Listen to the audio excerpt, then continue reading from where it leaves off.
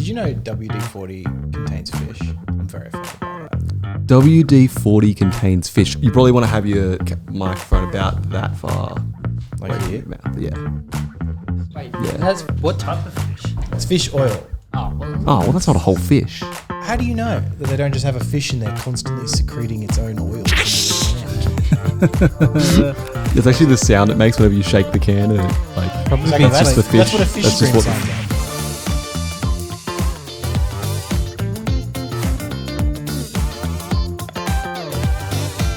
Anyway, welcome to the Triple Lunch podcast, James. Thank you. It is excellent to have you on board. I haven't been here for a while, Yeah. so I was going to say something along the lines of, Brayden, do you want to be Joel for a bit? Because I'm a little bit I feel rusty. like this is the first time you and me, Heath, have been on in quite a while. Oh, in which ages. is very exciting. Yeah, and it's been the Joel show for the last few weeks with neither of us there. Yes, on exactly, those on a few of those. And now we're back with a vengeance. Mm-hmm. Yeah. We have, as if you're watching us on the YouTube land, we are somewhere different. We are. We are not in the third space. I guess maybe in the fourth space or something.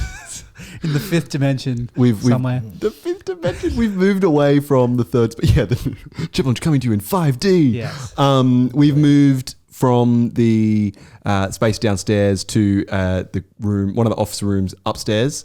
Why have we done that, Ethan? Because it's raining. Yeah, And we have a tin roof. We have a tin roof. So this is, it might also sound a little different. So if you're wondering why it sounds a bit weird, that's because we're not in a big echoey space. We're in a tighter, weirder acoustics room. Yeah. This is just for me though, right? Yeah. It is. It's just for you. Rolling out the red carpet. Special guest. And speaking of you, hi, James. Hi. It's Hello. excellent to have you on board. Thank you. It's excellent to be here. Welcome to the podcast. Thank you. It's very exciting. You were saying earlier today that you've never been, what did you say? You've never been recorded. I've never been recorded in anything I wanted to be recorded in. Definitely some YouTube videos of very bad video game gunplay. Oh, okay. Oh, wow. I'm sure Wow. you've seen that video. I have seen that video. Yeah, yeah. Very bad video. I have Yeah. a mate who, whenever he really wants to embarrass me, will just bring up this video of me missing a lot of shots. He loves that video. I hate that video. It's Why is it on the internet? Because he tried to be a streamer for. Ah, okay, there I hope you're watching. There's always one in the friendship group. we That, go. Yes. Like, Yeah. yeah. Anyway. Shout out. So- Shout out, Andy. Yes. Yeah, James. But he did all right. Yeah. Anyway, Do you remember what the first question is, Ethan? It's been so long. James, how do you like your chips? This is a very awkward question for me to answer. Yes. Why is that? This is Now- it's the most controversial question we It ask, is. really. Well, I'm going to throw in some real curveballs in here. Oh, no. Mhm. When you say favorite way to have your chips, was that the question? Yes. Do you mean favorite way of all time or favorite way currently? Ooh. Wait, how can you... People have answered both currently and all time. Okay. Yeah. So you can give us a historical, full view of like biblical theology Biblical all the way theology. through. Yeah. Well, I mean, see, I can't say. See, if I was to say my favorite chips ever were okay, well, I used to have this chip shop down in Kiama Mm-hmm. that my mate took me to, where Yeah. they would get the chips. Yeah. They would just. This was called a heart attack. I need to preemphasize that. Amazing. Cover it in gravy, sweet chili sauce, cheese, and I think it was sour cream Oh or my something. gosh. It was Sounds so good. That sounds glorious. Wait, did they call it a heart attack or did you call it? Oh, a they heart called it a attack? heart attack. Oh, yes. You know, Marketing. that way if they get sued for actually causing heart attacks and be like, well, we warned you. We What are told you you. talking about? Now, see, of all time, that would have to be my favorite. Okay. Wow. But But your go-to, Well, because yeah. you can't go to Kiama all the time. And well, no, you because I can't eat it anymore. can't eat anymore. Oh, wow. You're sad times. celiac, baby. Ah, okay. Yeah. Wait, what's the anti-gluten. celiac about any of those ingredients? Gravy. Ah, of course. Yes, Often flour has- and gravy. That sucks. Also, it's fun. Yeah. But I have to say, currently my favorite would be Joe Jr. Yeah. Because it's the best gluten-free But chips. what would you? Is it just Chicken salt, chicken salt, normal plain salt. salt? I can't actually have chicken salt. Oh, Technically. what? Okay. Because When you could. when I could, well, come on, you have to have the chicken salt. Yay. We talked him around eventually. We got him there. Anyone who says otherwise, You can't lead a horse. You can lead a horse to water. but you can't make it drink. Yes. See, not coerced. Exactly, not at all. Good. I was like, you can't lead a horse, but you can make it a drink. Oh no, that's the wrong way around. Yes. Teach a man to fish. Teach a fish to man. Teach a fish to man. So that's really excellent. I do want to quickly say though, before we move on to the next question, which is more important than what I'm about to say. But I just wanted to say, for people who have been listening to this for a while, I've actually recently changed my chip preference. Oh wow. Now, chicken salt is still the pinnacle of all glory. Yes. However, I recently had waffle fries for the first time in my life. Oh, and they are phenomenal. So if I'm going to eat a potato, make it like a waffle fry. That's all time. Fry, though. It's a potato that's cut up like a waffle and then deep fried. They're good for like scooping. If you're having like a nacho fries or something, they're really good. But yeah, I do enjoy them, but maybe not. I like them as a loaded fry, not as Fair enough. I had these recently that were... Anyway. I know. They're excellent. I just wanted to... Quickly, Dave, put up the infographic for what people have... How many people are chicken salt and non-salt? And then I'd like to see that. The waffle fry section. The waffle fries and then the heart attack. The heart attack, yeah. And vinegar. Vinegar's been popular too. Yeah, we got a bit of vinegar. Oh, salt and vinegar on chips. That's good stuff. Yeah. You're an all-rounder. So I like food. I like potato. I like potato.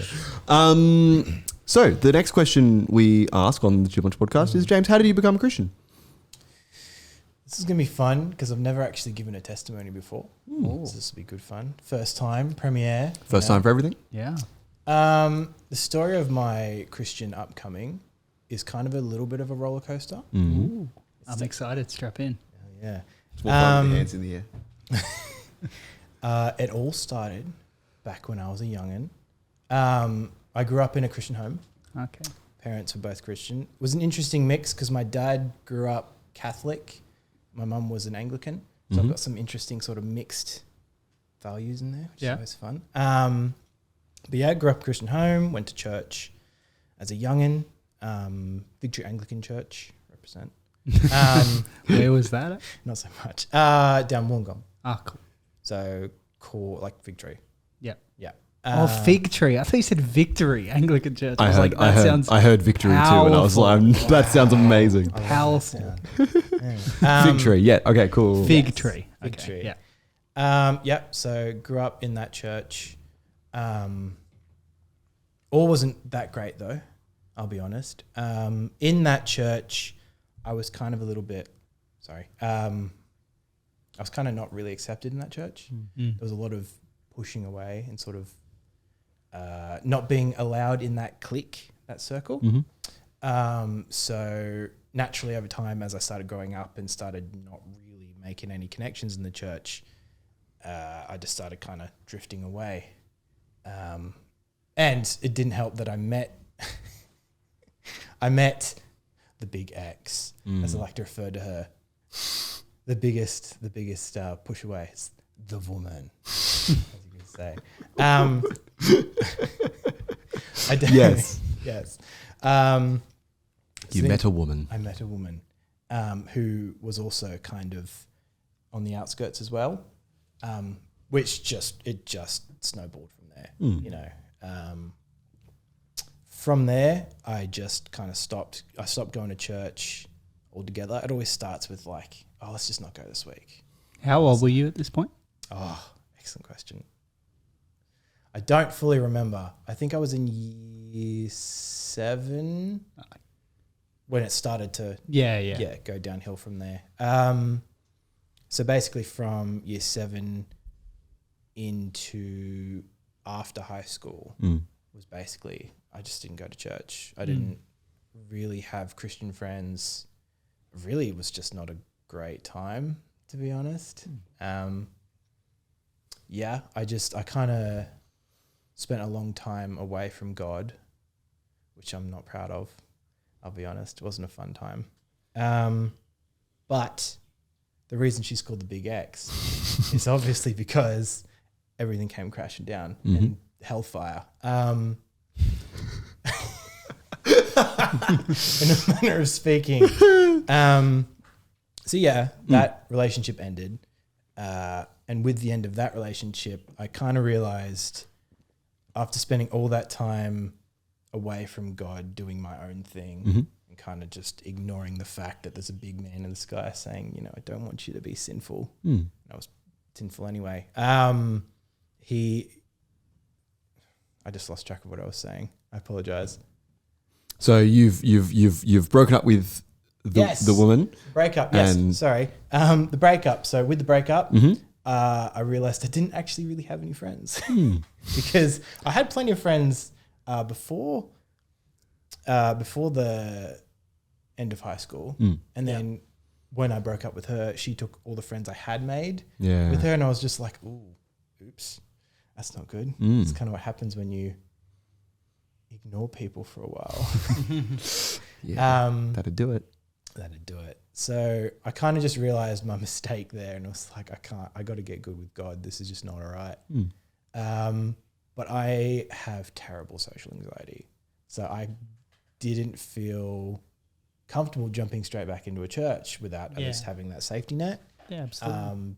And luckily I had some mates from high school who were still my mates. And I was just kind of like, hey, you go to church, can I come with you? And they're like, yeah, come along. So then I went to Lighthouse Church down in Wollongong for a while. Unfortunately, there I had the same problem as my first. They kind of didn't let me into the whole clique. It's just kind of a common theme, I'm afraid. Tried that church, didn't really work out, and we all kind of went looking for different churches. I jumped around quite a few churches actually in Wollongong. What did I go to? Lighthouse, C3, which is an interesting church. A couple others, I forget the names of all of them. But yeah, eventually one of my mates was like, hey, you work in Sydney, I work in Sydney, let's move up to Sydney. And I was like, choice, let's move up to Sydney. And of course, when I come up, you sort of look for new churches and go, man, there must be some decent churches around here. Soul Revival was the first one I found. And I came to Soul Revival. How did you find it? Google. Really? That's amazing. So yeah, not the end of the story though. Soulrevival. Okay. No. Okay. So came to Soli's. Woo. Then worked 3 night shifts in a row. Realized I hadn't gone to church in 3 weeks after that, and I got really scared not to go back again because I thought everyone's going to think I'm a bludger and don't want to go to church. Yeah. So then I didn't go to church for 2 years. And Because I remember you rocking up for the first time with those boys. yes, fated trio. And then like I also noticed that you did not come back until much later, and that was not we didn't go, oh, they're bludgers. We were just like, oh, they must be going around checking out churches. And No, I realize that now. I realize that was a really dumb thing to think. Yeah. In my socially awkward brain. But yeah, eventually my mate decided to come back and ended up dating a girl. Yep. And he wanted me to come to meet that girl, and I thought that's probably a pretty good opening to come into the church. And then I came here, met my wife first day. Yeah. That helped me to stick around. And yeah, now I'm here. Now I'm chilling. I'm a youth leader. It's very cool. Yeah. Fun times. Awesome. I should have emphasized the point at some point in there how I actually became a Christian. I kind of just told the story of how I got to Soli's. That's awkward. Well, we can jump back. Yeah. How did you become a Christian? That's true. It probably was. That's a really long detour. I apologize. Nah, it's all you gotta get the origin story. Yeah, we to need like this. to flesh out the other details. It's good. It's like Memento. We're like jumping. Yes. Yeah. Yes. No, it was. It wasn't really boom, I'm a Christian kind of a moment. It was a real build up kind of a moment. I mean, like in high school, there were several instances where I kind of just started realizing I need to be a better Christian and like building up to it. Because I always thought of myself as a Christian, but now I'm much more mature and I know what a Christian really is. I realize I really wasn't a Christian back then. You know, I just kind of was doing the motions, acting like a Christian. But if someone asked you, I would are say you a yes. Christian, you would say yes. I would absolutely say yes, but I was a liar. Rotten liar. But no, I had lots of instances where there was one instance in particular I'm remembering where a dude came to the school and gave a whole big sermon. He was like kind of one of those like, do you believe kind of preachers. Awesome guy. And at the end he was like, were you at a Christian school? Yes. Cool. C's Christian College. Right. Wollongong represent. But yeah, he just was like, anyone who wants to declare, come up and declare. And then I was like, you know what, I do kind of want to declare. So I went up and I was like, yep, I'm a Christian. And after that, we all did praise and I put my hands up in worship and I felt this like power in my hands. And I was like, what is this? This is wild. God's power was a good time. Yet after all of that, I still fell away. I'm very embarrassed by that, I'll be honest. Man feels the power of God in his hands and he's just like, oh, I'll do my own thing. I was an idiot. I was a stupid young person. Oh, if one of the really cool things about reading the Bible is that in the literal God's word, we get example after example of people doing just that. Yeah. So no, it is not your idiocy. It's okay. That's It's good to know. And like you said, you got through a time and then you matured into a different like a way of thinking and going, actually, I want to invest in this more. You said that there was a point where you were like, okay, I want to get back into church. Yes. What was that thought process like? Like you said that it was because the girlfriend tapped out. Yeah. Was there anything else around that directed you to church or to God as the thing? Well, it's an interesting series of events that kind of toppled together. What's the word I'm looking for? Butterfly effect.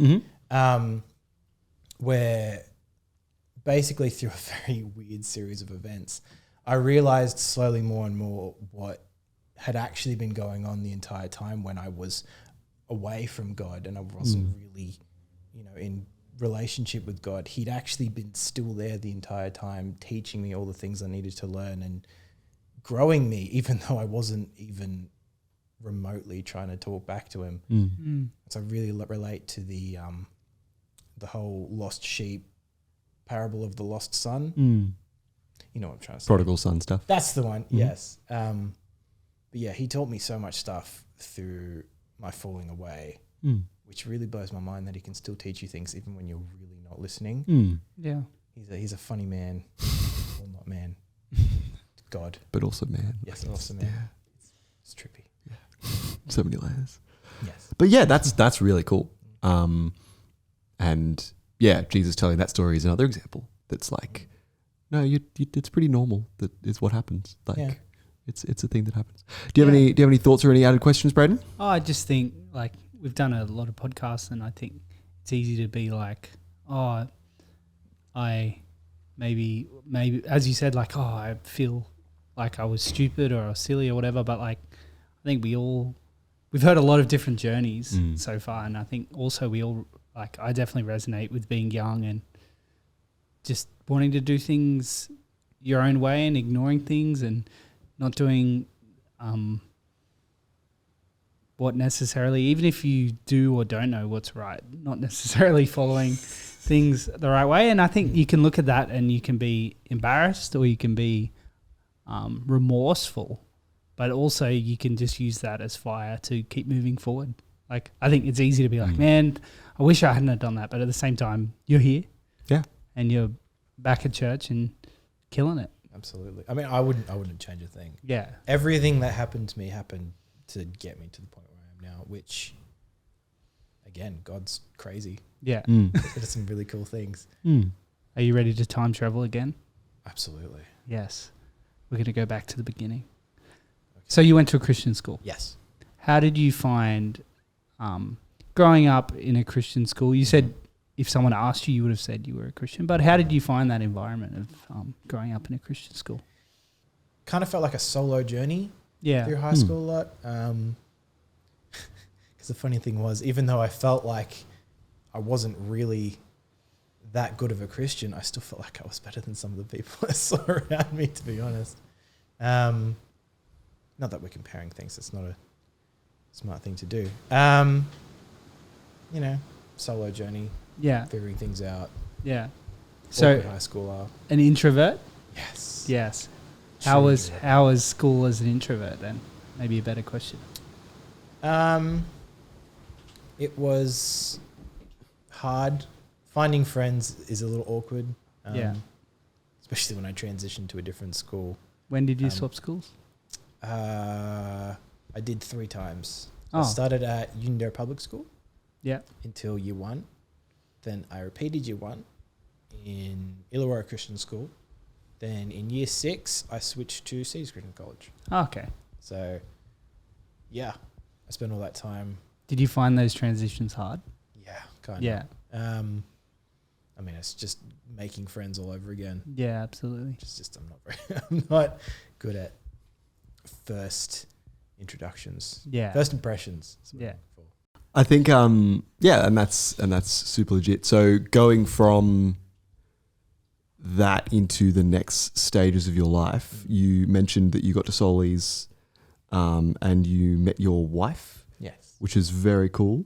But yeah, what was but you had to go to a point where you were like you were walking around talking to like checking out different churches, and then there was a point where it was like, we're going to move into Sydney. What was it like as someone who has just talked about the different changes in school being hard? What was it like moving from like Wollongong to Sydney? We've heard in the past, we've heard stories of moving countries, or we've heard stories of moving states, but this is a little bit more local, but it's still a big difference. Like what was that change like, and what was different about it? Well, I mean, growing up in Wollongong, there's definitely a beach culture. Mm-hmm. So that was a big change, going from everyone walking around in board shorts and thongs to the Shire. It's much more prim and proper. Oh yeah. The traffic was the biggest change that I had to get used to. I mean, I grew up learning how to drive on like the hardest thing you could possibly do was probably like merging into an intersection on a highway.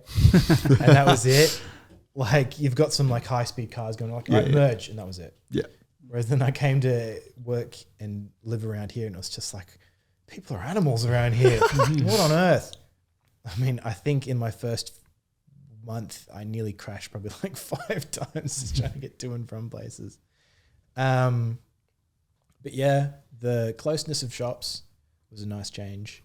Nothing to walk an hour just to go and get like a frozen Coke or something, which is good. Yeah, it was. But it was easier, like easier than changing school.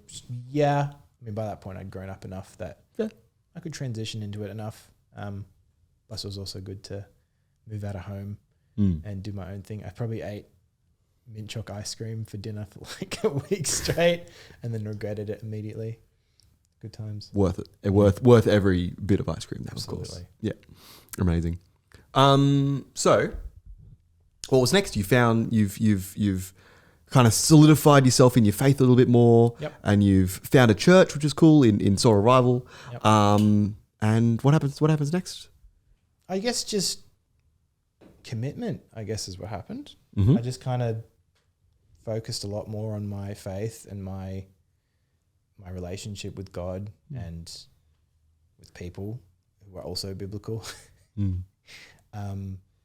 And yeah, it was just slowly, I guess, got closer and closer with God. Mm-hmm. Still getting closer and closer on God, as we should be. Always. Yes. What does that look like for you? Yeah. How do you mean? Just like you said, getting closer to God. Yeah. Is there like, is there something you did to do that? Is there, or some kind of fruit you have seen from that? If that's an easier.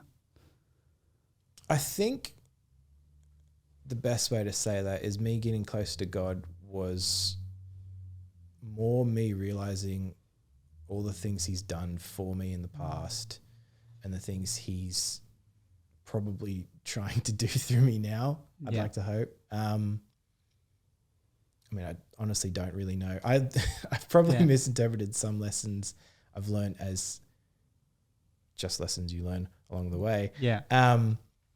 But definitely at one point I kind of just had a moment of realization of just like, wow, all of this stuff happened. Yeah. There was definitely good reason for it. And yeah, I just focused on reading the Bible more, praying more, actually attending a Bible study and like actually contributing Yeah. more and just, yeah. Do you remember having a catalyst for that event, or was it just something that grew over time? I think it was just something that grew over time, really. Yeah. Yeah, I can't think of anything specific. Yeah, absolutely. Like it seems like you had a big time of change over like moving and coming to Solly's and then maybe not coming. I think it's a really interesting thing to think about is like the social aspect of being like, oh, walking into church can be really scary. And I know I've definitely felt that like when I hadn't been to church for a while and I was rocking up and I knew that there would be a whole bunch of people there who knew that I hadn't been coming for a while. I think it's an interesting thing to think about. And so I think it's a really important thing to talk about out loud. The fact that you, like, am I overstepping to say like you didn't feel comfortable coming without having your friends there? Like, No, absolutely. That's just how it is. I think part of that being my own introversion and part of that being just the fact that I had really bad experiences in the past. Yeah. I mean, it's good to always have just that like little safety net so that, you know, if like you kind of don't get accepted, you just go merge back with your friends. Yeah. But I mean, I've never felt that at Solly's, to be fair. Yeah. Which is good. Plug for the church. I mean, even when I first came, I felt super accepted, and I'm not entirely sure why I thought people would judge me for not coming for 3 months or 3 weeks. But well, as you said, you'd had bad experiences before, and like fair enough. I think in lots of situations, whether it's school or church, it can be really hard to walk in and feel like you're on the outer, especially like cliques. It's something that naturally happens. People are going to be friends with other people maybe more than they are friends with everyone. But I think it can be really hard as a stranger walking into that and not really knowing what's going on. Yeah. I think, So what do you reckon?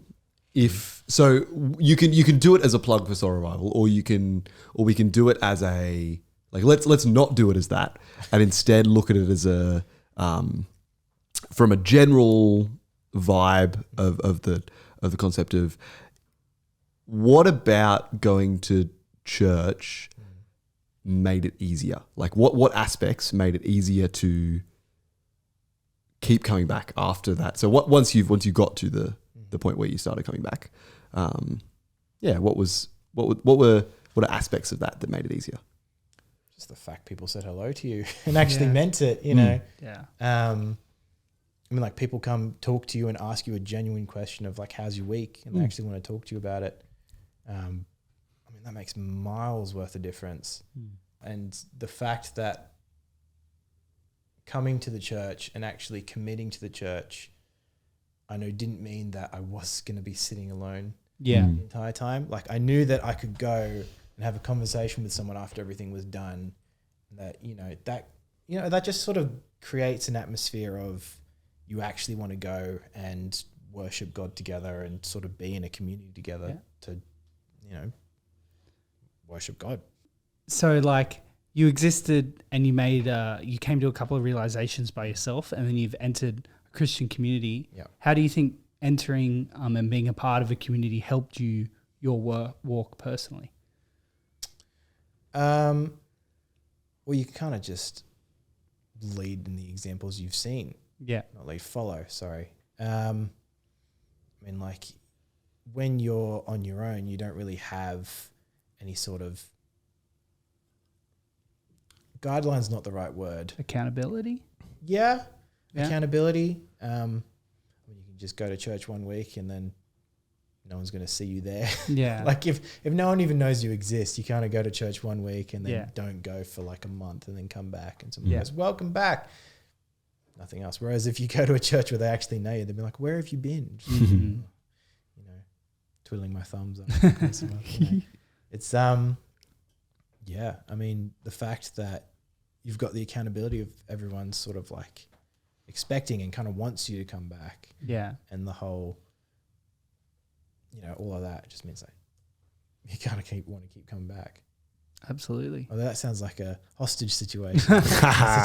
Well, it's like because they want to hang out with you and they want to love and encourage each other. It's there's no party without people, you know what I mean? Mm-hmm. And like I think I always get super excited to see someone who I haven't necessarily seen in a while. If not just to catch up. But yeah, I think it's important to create an environment where it's not someone's not nervous about coming back to church because it'll be a where are you? But they're excited to come back to church because it'll be a we're so excited that you're here. Yeah. Rather than a where have you been? Yeah. You know what I mean? Yeah. We touched on a few important, I would say, milestones in your life. We briefly touched on probably the biggest one and the newest one, which would be your new wife, Courtney. Yes. Yes. So you've walked into church after not being for a little while. Yeah. What happened next? This is going to be great. I feel like everything I'm going to say is going to be fact checked by her because she's going to be listening very carefully. Future podcasts will get going on. Oh no. We can get a second side of the story. We've never had couples on, have we? Never before. I know that's not true. But I'm setting the scene. I'm turning up to meet my mate's new girlfriend. Mm-hmm. Okay. Actually, this is kind of cute how this all started. All right, so Super cute, guys. I had been single for quite some time.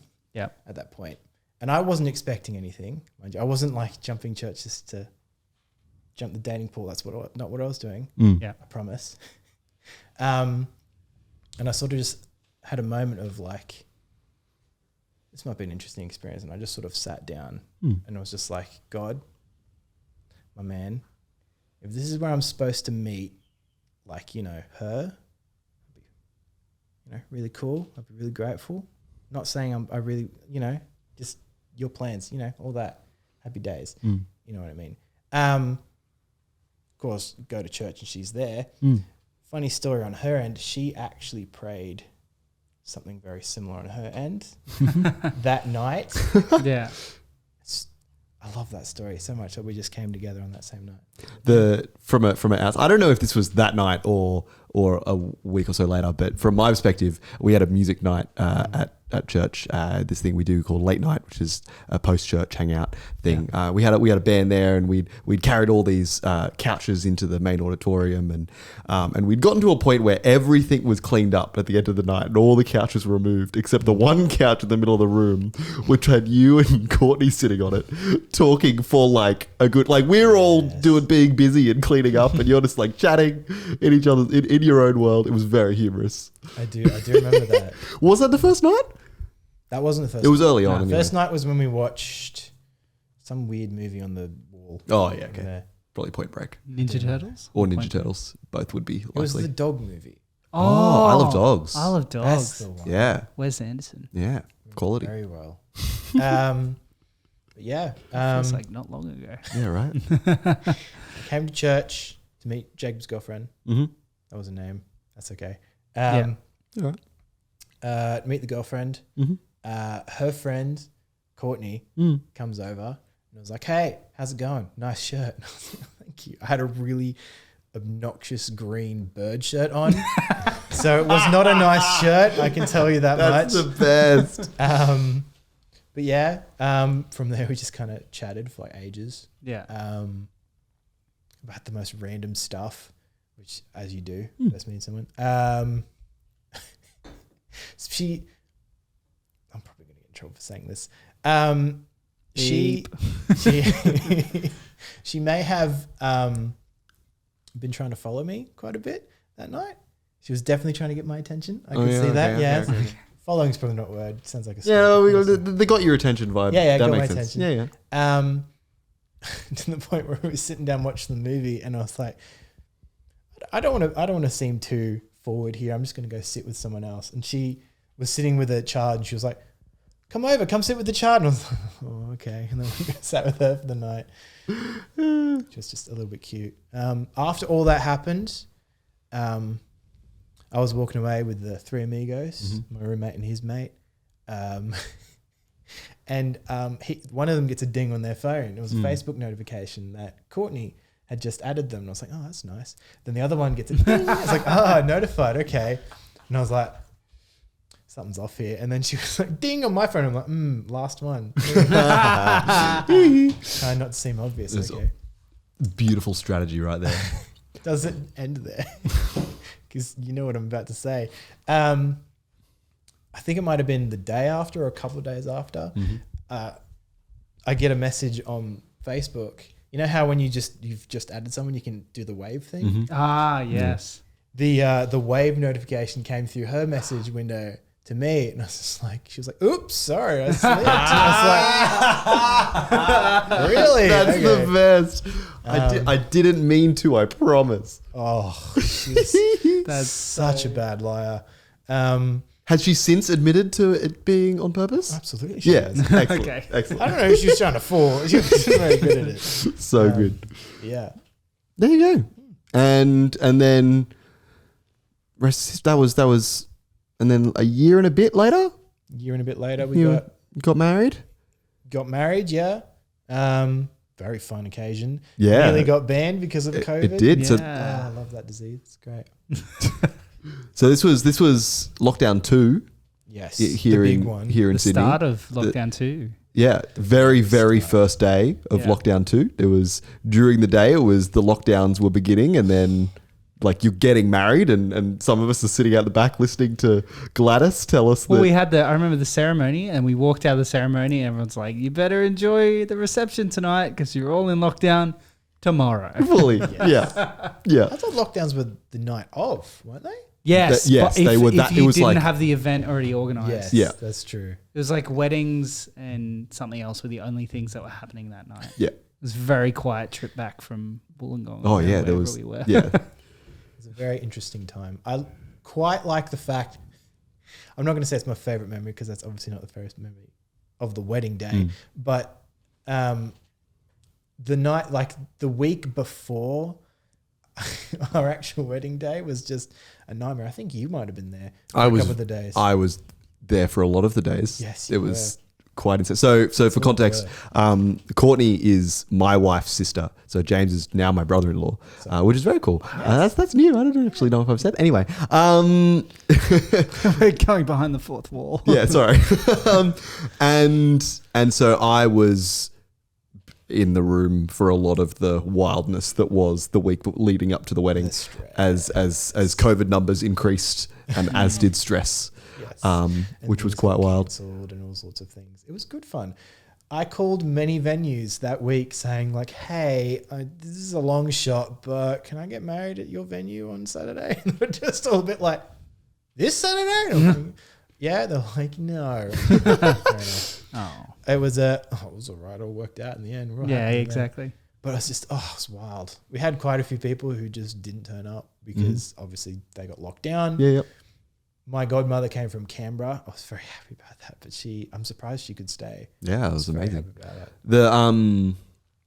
that. One of the plans that I was advocating for was a wedding in the cul-de-sac, and just like inviting the amount of people you were allowed to invite over to each of the houses around the cul-de-sac, so they could all just like sit on there. Anyway, there was much intricacy, but you were then married for probably from the start of the longest lockdown we have had, and Well, you in were Sydney, yeah. in Sydney. Yes. And that would have been a pretty wild time. What was that like, being newly married, not allowed to go anywhere? Yeah. It's very interesting. Something to say about new marriages, as you are also aware of. It's good to get out of the house every so often. Whether that's by yourself or as a couple. Of Yes. course. It's a very interesting study into how our brains work when you're stuck inside with one person after a massive event of stress and anxiety, then being kind of trapped in the house, not being able to see anyone else. There's a lot of tension there. Stress, that's not the word I'm looking for. They both work. Yeah, they both work. It was an interesting time. You definitely get very close very quickly. when you can't see anyone else for a very long time. But yeah, it was good fun. We came out at the end. Solid. Well done. Thank I you. applaud you. Very good. Do you reckon you learnt anything from that time? I'm sure you learnt lots, but is there anything major do you have a main learning point? That's a loaded question. Any main learning points? The only real wisdom I've got is that it helps in a new marriage to also see other people. Wait. Hang on. No.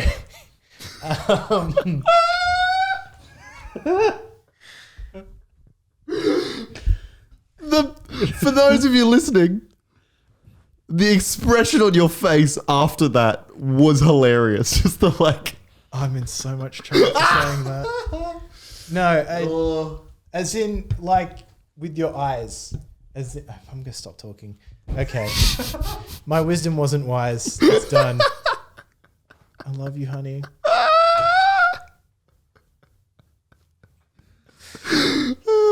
Well, like, yeah, understandably. I know exactly what you mean. Yeah. Like, whether you're an introvert or an extrovert, I think being locked, was it 3 months we were locked down? Something like that. I can't remember. Being locked in a new, completely new environment. You haven't lived together before.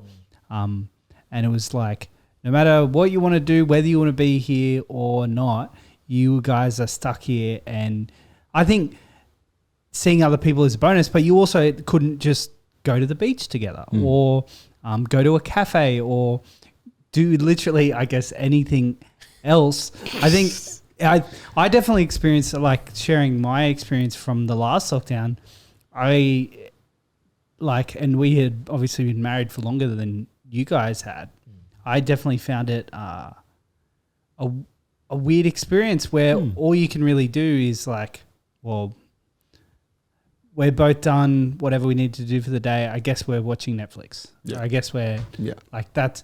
There wasn't very many options. I can definitely understand how you would come out of that experience just being like, well, like it was so awesome to finally be together, and you had this massive build-up of stress and high, and then you didn't. Normally, people then get to go away on a honeymoon and like just like get away from it. Whereas I feel like you guys would have had all that stress and build-up to then just be like, now sit in this box together for a couple of months. So I can understand what you're saying. Like, you didn't get to share that excitement with people exactly. That's the other thing. You didn't get to then come out of the other end and be like, oh guys, we're married. How exciting is this? And let's have people over to our house and let's like that. All of that stuff was not something you could do. So that makes it makes total sense. And I think another thing from a non-lockdown perspective, I think the wisdom is still wisdomous. Because I think there's a point to which you can kind of detach from everyone else as a couple, and it is a very, very, very good thing to hang out with your wife and because you are with her for the rest of your life, and that is an amazing, huge promise, and that is beautiful. But something to watch is that thing you experienced previously where it was like, oh, I don't have any other friends. And so when you combine this, oh, okay, I'm with this person for the rest of my life, but I've also got other friends, and I've also got that commitment thing we were talking about before, which is to something like church, for example. And I don't really know what I'm saying, but what I'm trying to say is that, yes, the commitment to your wife is now the biggest commitment you've made. And the most important commitment you've made. But that doesn't then mean you ditch God. Well, yeah, is that what I'm trying? We've established so far. I think we've spoken a lot about community so far, and we've spoken about how helpful that can be, and when it is expressed rightly. And you guys got married as a unit, and you got to experience that, and that's amazing. But then you also, at the same time, got cut off from that community, whether it was your church community or your family community or your friends or all those different situations, even going to work. Courtney being a teacher, I'm assuming, like, I know all the teachers that I know really, really loved online learning. As a student, I really loved online learning. So you can just imagine, you had a very stressful and big event leading up to that. And then you got cut off from a bunch of things that are helpful for like church community, connecting with the community, but also connecting with God and coming together to worship, and also a whole bunch of other things that keep you grounded in that kind of way. So I can definitely, it just would have sucked. And I think where I was trying to go was it's that concept of that you touched on. It's that it takes a village. Yeah, absolutely.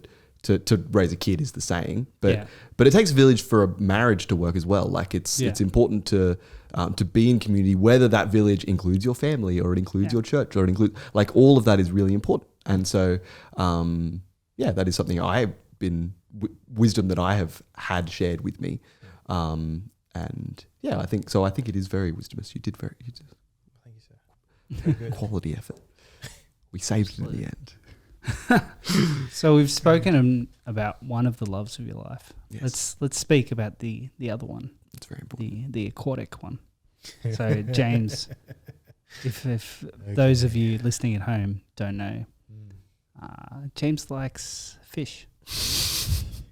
James, Okay. well, how would you like to expand on that statement? Okay. So something that started as a hobby Yeah. in my youth very, very quickly turned into an obsession in my adulthood that my wife doesn't overly enjoy all that much, I will be honest. Well, I think most spouses don't enjoy things that you invest a lot of money in. Is it true? So much money. Yes, I greatly enjoy fish. And So eating fish? Like, what are we talking about? I'm talking about fish tanks. Okay. Like Butte fish tanks, you know what I'm saying? Oh, fish tanks. I think said fish steaks. I'm like, well, you do eat them? Fish tanks. Fish tanks. Yes, fish so tanks. in a fish. Yes. Or fish in a... Just like, Two goldfish sitting in a tank. One of them turns to the other one and says, how do we drive this thing? Oh my goodness. Gotta love that pun. I'll be honest, I don't know how I became the fish guy. Yeah. I don't know how that happened. But somewhere along the way, I just earned this title of being the fish guy. The authority. The authority. It was probably some point when I decided to take care of the fish tank in the church that I discovered people had done some really horrible things too. Oh, those No, poor I fish. don't know what you're talking about. No, I can confirm nothing. Yeah. Well, that was just a communal fish tank, I would agree. Like most communal things, like a communal garden or lots of things, aren't necessarily the best taking care of things. This is true. Where is that? Oh, wow. No. Show and tell. Yes. Why do you do these things? Yes. There is a fish tank on the table now. Yes. For those listening at home, we have now entered the show and tell portion of this podcast. so, my question now Yeah. is, for those of you that can see the glory that is this fish tank, what would you do to recover this bad boy? Do you want really specific details of everything I would do? I want a 2-minute breakdown. 2-minute breakdown. 2-minute breakdown. Throw it away. No, that's it. That's it. That's all good. all good. That was all we needed. That's perfect. Yeah. Done. No, see, I don't know what you guys did to that fish tank before I got to it, but that algae is not natural. That is nasty. And trying to clean it out of the first version and it going into the second version, unpleasant. It smells really weird. Amazing. Yes. But very sad, those fish. Rest in peace. COVID killed them more than anything else. Oh, it was, yeah. No one was at the church and there was a fish tank here filled with no longer alive fish because of the months of COVID. It was really sad. I was genuinely sad about it for a long time. I think I asked you, can you please feed the fish? And then somehow the fish food just ran out one day and that was it. Their doom was set. I couldn't deliver more fish food. No one else would. So it's very Devastating. sad. COVID ruined so many things, especially fish. Yes, it did. Okay. On that note, I think it might be time to ask the final question that's been being asked on the podcast recently, and I haven't been on the podcast recently. I don't think I haven't. Yeah, no, I have been on the podcast when this has been asked, but Yes. but Brayden, you've been on more than I. So could you ask the finale? So James, if you could go back and tell your younger self something, what would you do, and when would you go back, and what would you say? I'd say invest in Bitcoin. No. Buy Dogecoin. Honestly, I'm not sure I really would say anything. Yeah. Butterfly effect out of the picture. Yeah. We're not going back crazy. You're not disappearing from photos or whatever. Like everything that happened in my life, even the parts where things weren't that great and I wasn't all that close to God, I realize all got me to the point I am now. Yeah. And butterfly effect in motion, I wouldn't want to change any of that. Yeah. Because honestly, the lessons I have learnt through it gives me somewhat of a unique perspective, I think. Yeah. Some things, which I quite like.